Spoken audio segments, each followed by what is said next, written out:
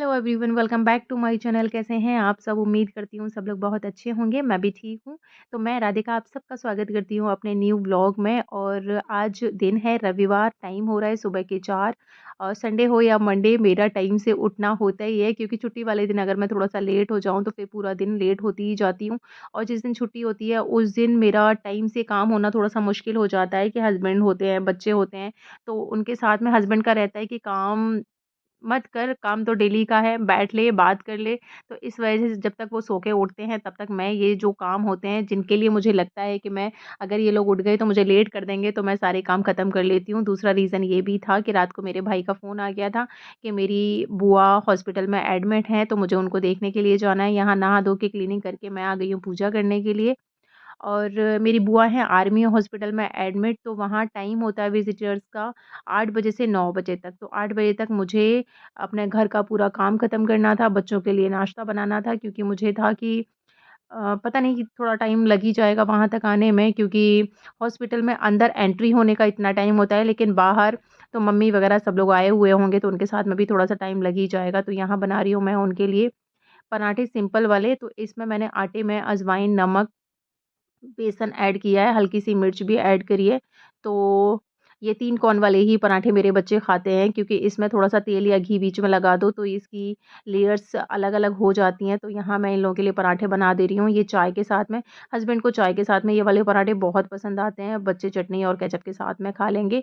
तब तक मैं लौट कर आ ही जाऊँगी, 9-10 बजे तक की तो अराउंड मैं वापस आ ही जाऊँगी। तो उसके बाद मैं आकर घर फिर करूँगी अपने खाने-पीने की तैयारी। और आज संडे है, तो हस्बैंड को कैफ़े, जैसे मैंने बताया आपको कि कैफ़े हमने क्लोज़ कर दिया है, तो कैफ़े का सारा सामान लेकर आना है, क्योंकि रेंट भी वहाँ पर बढ़ता रहेगा। और मेरी बड़ी वाली जो दीदी हैं, उनका घर यहाँ खाली, एक घर खाली पड़ा हुआ है, तो उसी घर में जो बड़े-बड़ा सामान है वो उसको हम उनके यहाँ एडजस्ट कर देंगे। बाकी जो छोटी-मोटी चीज़ें हैं, वो तो घर पर वापस आएँगी ही आएँगी। जैसे फ्रिज हुआ, ये सारी चीज़ें हुई, तो इनको वापस घर पर लेकर आना पड़ेगा। तो फिर डेली रूटीन एक्चुअली मेरा स्मूथ वाला आ ही नहीं पा रहा है, क्योंकि 6-7 महीने से कैफ़े खोला हुआ था, तो वहाँ मेरा आना-जाना होता था, टाइम मेरा वहाँ जाने का फ़िक्स था, तो घर के लिए भी मुझे बहुत ज़्यादा टाइम नहीं मिल पा रहा था। तो जितना हो पा रहा था उतना ही कर रही थी, डीप क्लीनिंग नहीं हो पा रही थी घर की। तो जब से कैफ़े क्लोज़ हुआ है तब से हर रोज़ मैं एक कोना पकड़ती हूँ, उसको डीप क्लीन करती हूँ। और चीज़ें अभी एकदम से सेट नहीं हो पा रही हैं, क्योंकि 6 महीने से मैंने इस तरीके से काम नहीं किया है, तो थोड़ा टाइम तो लगेगा ही लगेगा। स्मूथ वाला जो डेली रूटीन होता है वो मेरा अभी नहीं आ पा रहा है। तो यहाँ मैंने नाश्ता बना दिया है, किचन कर दिया है पूरा क्लीन। और इधर आ गई हूँ मैं, अपना थोड़ा-सा बस क्रीम लगाऊँगी, मॉइस्चराइज़र लगाऊँगी और सनस्क्रीन लगाऊँगी, क्योंकि मेरे फेस पे थोड़े से चीक्स पे पिगमेंटेशन हो गया है, तो उसके लिए मुझे एक क्रीम डॉक्टर ने दी हुई है, सनस्क्रीन भी डॉक्टर ने ही दी हुई है, बस उसको मैं लगा रही हूँ। मेरी बाकी बहुत ज़्यादा ड्राई स्किन है, तो मेरे फेस पे बहुत ज़्यादा कुछ जाता नहीं है। तो यहाँ बस मैंने अपना रिपेयरिंग कर लिया है फेस को। और अपना कॉम्ब करूँगी, फिर निकल जाऊँगी बुआ से मिलने के लिए। ये जो कुर्ती मैंने पहनी हुई है, ये मैंने मीशो से मँगाई थी। इसको करीब हो गए 2 साल, और ये बहुत अच्छी कुर्ती निकली है। कॉटन, प्योर कॉटन की कुर्ती है। इस पे चिकनकारी वर्क हो रखा है। बहुत सुंदर कुर्ती है। अगर किसी को मँगानी हो तो मेरे इसी ब्लॉग से आप स्क्रीनशॉट ले सकते हो, मीशो पर डाल सकते हो, वहाँ ये कुर्ती निकल आएगी। और ₹500 के अराउंड थी, क्योंकि 2 साल हो गए हैं तो एग्ज़ैक्ट मुझे रेट याद नहीं है, लेकिन 500 के अराउंड थी। लेकिन 500 के अकॉर्डिंग ये कुर्ती बहुत सुंदर है। यहाँ आ गई जी घर में वापस, और अब बनाने लगी हूँ मैं कढ़ी पकोड़े वाली। और काफ़ी टाइम से मेरा बहुत मन कर रहा था कढ़ी बनाने का। तो यहाँ जैसे ही हॉस्पिटल से मैं वापस आई थी, तो सबसे पहले मैं नहा ली थी। वैसे भी अभी हॉस्पिटल से वापस आई हूँ तो नहाना तो बनता ही था, लेकिन वैसे भी मैं अगर घर से बाहर कहीं जाऊँ, थोड़े टाइम के लिए ही जाऊँ, लेकिन वापस आके मुझे नहाना होता ही है, क्योंकि कोविड के टाइम पे ये हैबिट पड़ गई थी। और ये वाली आदत अच्छी भी है बहुत। बच्चों का भी यही रहता है मेरे, और मेरा भी यही रहता है कि घर से बाहर हम लोग जाते हैं, फिर जब घर में आते हैं तो हमें नहाना होता ही है। तो यहाँ मैंने कढ़ी में तड़का लगा लिया है, और तड़के में डाला है मैंने थोड़ी-सी मेथी ली थी, जीरा लिया था और साबुत लाल मिर्च ली थी, और हींग ऐड करी थी। तो जी, कढ़ी में तड़का लग गया है। यहाँ मैं ऊपर से भी थोड़ी-सी हींग डाल रही हूँ, क्योंकि कढ़ी में हींग अच्छी लगती है, टेस्ट जो आता है। हल्की-सी मैंने हल्दी भी डाली है इसमें, हल्दी मैंने पहले भी डाल दी थी, अभी मैंने हल्दी इसलिए डाली है क्योंकि मुझे थोड़ा-सा लग रहा था कि हरा जो कढ़ी है उसका कलर जो परफेक्ट वाला येलो कलर होता है वो नहीं अभी आया था। तो पकौड़े मैंने उधर सेंक लिए हैं। इसकी क्लिप जो है मुझसे मिस हो गई है या फिर मुझे लग रहा है कि वीडियो मैंने ऑन कर दी है, बन ही नहीं पाई है। तो देखिए कढ़ी कितनी सुंदर लग रही है, इसको मैं कंटिन्यू चलाती रहूँगी क्योंकि अगर इसको चलाना बंद करूँगी बॉयल आने से पहले तो फिर कढ़ी फट जाती है और फटी हुई कढ़ी देखने में बिल्कुल नहीं अच्छी लगती। और मेरे बच्चों का ये रहता है, बच्चों का और हस्बैंड का ये रहता है कि जो चीज़ दिखने में बहुत अच्छी लग रही है ना, तो वो दिल से खाते हैं। अगर वो दिखने में नहीं ठीक लग रही होती है तो बड़ा आनाकानी करके खाते हैं, बेशक ना उसमें टेस्ट बहुत अच्छा हो। तो एक कहावत भी है कि कोई भी चीज़ आँखों से अच्छी लगनी चाहिए, स्वाद तो बाद की बात है। तो यहाँ कंटिन्यू मैंने कढ़ी चलाई है, पहले मैं कढ़ाई में कढ़ी बना रही थी, लेकिन फिर कढ़ी की क्वांटिटी थोड़ी-सी ज़्यादा हो गई थी, तो फिर मैंने उसको भगोने में पलट लिया है। तो अब ये है कि कितना भी ऊपर निकल कर कढ़ी आएगी, तो भगोने से बाहर नहीं निकल पाएगी और मुझे कढ़ी थोड़ी-सी ज़्यादा ही बनानी थी, क्योंकि मुझे जो बासी कढ़ी होती है, उसको तड़का लगाती हूँ मैं प्याज़, लहसुन और टमाटर के साथ में, बहुत टेस्टी लगती है। क्योंकि मेरे यहाँ पे एक पंजाबी आंटी रहती थी रेंट पे मम्मी के यहाँ पर, तो मैं छोटी थी उस टाइम पे, लेकिन वो कढ़ी जो फ्रेश वाली कढ़ी होती है, जैसे आज मैंने कढ़ी बनाई है तो हम लोग आज भी कढ़ी को खाएँगे, लेकिन वो लोग क्या करते थे कि जिस दिन कढ़ी, जैसे कि हमें कल कढ़ी खानी, आज कढ़ी खानी है, तो वो 1 दिन पहले कढ़ी बनाकर रखती थी। क्योंकि जो बासी वाली कढ़ी होती थी उसको वो तड़का लगाकर खाती थी और वाक़ई में वो कढ़ी बहुत ऑसम बनती थी। तो उन्हीं से मैंने ये सीखी थी। पर्सनली मुझे ये वाली कढ़ी बहुत अच्छी लगती है। अगर आप लोग भी कढ़ी लवर्स हो तो इस तरीके से, जैसे मैं बताऊँगी आपको, नेक्स्ट व्लॉग में बताऊँगी मैं आपको। आज के व्लॉग में तो फ्रेश वाली कढ़ी खाएँगे और अभी दोपहर का जैसे टाइम हो ही रहा है, तो उस वाली कढ़ी को मैं कल तड़का लगाकर मतलब खाने वाली हूँ और खिलाने वाली हूँ। तो आप लोग अगर इस तरीके से कढ़ी पसंद करते हो तो आप लोग मेरा व्लॉग देख सकते हो नेक्स्ट वाला भी। तो यहाँ जब तक कढ़ी बॉयल हो रही है, दूसरी साइड में मैंने चावल चढ़ा दिए हैं और कभी भी मेरा हाथ नहीं रुकता है अगर मैं किचन में होती हूँ। तो एक काम के साथ में 2-3 काम मेरे चलते रहते हैं। तो ये है कि किचन का भी काम साथ के साथ क्लीन होता रहता है। तो यहाँ धनिया पाउडर ख़त्म हो गया था, तो मैंने ये पैकेट मँगाया था, तो मैंने मसालदानी में भर दिया है। फिर जो थोड़ा-सा बचा है, तो दूसरे मेरे मसाले का स्टैंड टाइप से है, ये भी मैंने मीशो से ही मँगाया था, काफ़ी अच्छा है और काफ़ी चीज़ें आ जाती हैं। 20 बाउल्स, मतलब कि 20 मटके टाइप से इसमें डब्बियाँ हैं। तो अच्छे से मसाले उसमें रखे रहते हैं और बाकी मेरे पास 2 मसालदानी भी हैं, एक स्टील की, एक प्लास्टिक की है। तो ज़्यादा क्वांटिटी जैसे हो जाती है खड़े मसाले वगैरह की, तो फिर मैं दूसरी वाली मसालदानी में भी रख देती हूँ। तो यहाँ कढ़ी जब तक बॉयल होगी, उबाल आएगा उसमें, और वैसे भी कढ़ी के ऊपर ना जब तक शाइन नहीं आ जाती है, मलाई पड़ना शुरू नहीं हो जाती है, तब तक कढ़ी को मैं उबालती हूँ, क्योंकि थोड़ी कच्ची-कच्ची कढ़ी रह जाती है तो वो वाला टेस्ट नहीं आता है। तो ये चीज़ें हम दादी से, मम्मियों से सीखते आ रहे हैं। मतलब मैंने अपनी दादी से कढ़ी बनाना, अपनी दादी से, और वो जो मैं बता रही हूँ आंटी, पंजाबी आंटी थी, उन आंटी से मैंने ये सीखी थी। और उस टाइम पे क्या होता था कि सीखना क्या, हमारे अंदर जब सीखने की एक ललक होती है ना, तो हम उस टाइम पर हम करें, काम ना करें, क्योंकि शादी से पहले मैंने कुकिंग बहुत ज़्यादा नहीं करी थी। लेकिन हाँ, ये था कि चीज़ों को मैं ऑब्ज़र्व बहुत ज़्यादा करती थी देख-देख कर, और शादी के बाद में मुझे कभी भी किसी से कुछ भी पूछने की ज़रूरत नहीं पड़ी। सब कुछ मैं अपने आप से ही किया मैंने।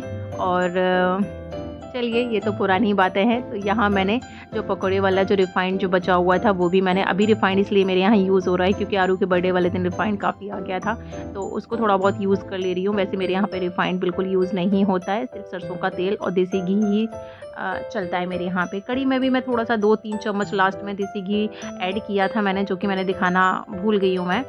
और यहाँ जब तक कढ़ी उबलेगी तब तक मैं अपना पूरा किचन समेट लूँगी और बर्तन वगैरह वॉश कर दूँगी।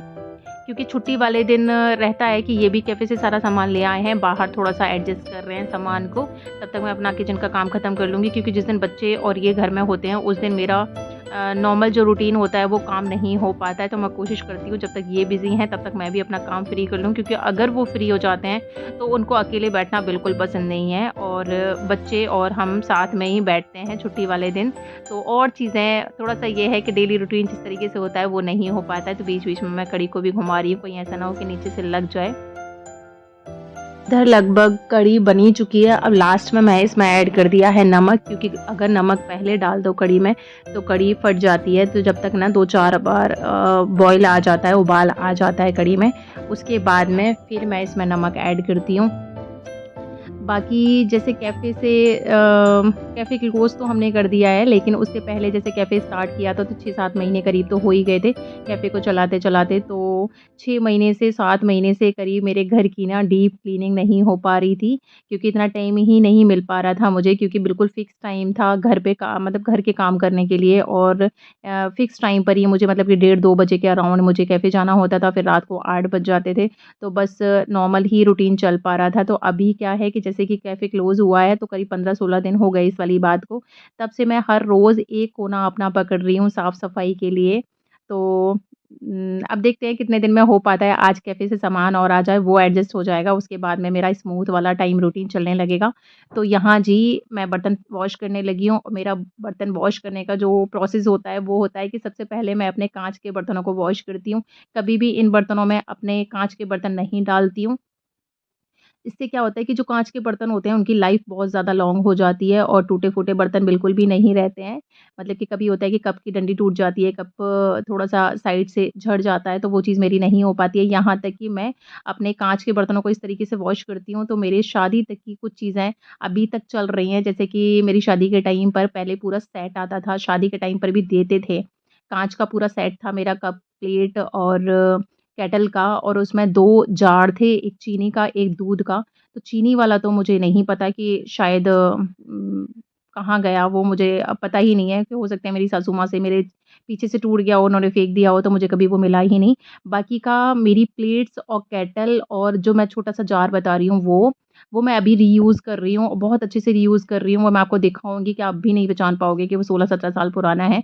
तो यहाँ मैं टोकरी खाली कर रही हूँ, रात के जो बर्तन थे वो सूख गए हैं, उनको मैं लगा रही हूँ, और ये मेरा मतलब बहुत गंदा काम लगता है मुझे। बर्तन वॉश करना मुझे बहुत अच्छा लगता है, लेकिन बर्तन वॉश करने के बाद में जो टोकरी में बर्तन इकट्ठे हो जाते हैं, उनको लगाना बहुत गंदा लगता है, बहुत ज़्यादा गंदा लगता है। लेकिन ये है कि मुझे अभी बर्तन वॉश करने हैं तो टोकरी खाली चाहिए, इसलिए मुझे मजबूरी में वो बर्तन लगाने पड़ रहे हैं। मैं किट्टू को भी कभी-कभी बोलती हूँ, तो उसको भी रहता है कि मम्मा बर्तन एक बार के लिए आप वॉश करवा लो मुझसे, लेकिन ये वाला काम मत करवाया करो। बहुत मौत आती है मुझे ये वाली चीज़ करने में। अगर मेरा व्लॉग आप लोग देख रहे हो, आप लोगों में से किस-किस को ये वाला काम गंदा लगता है, प्लीज़ मुझे ज़रूर बताना।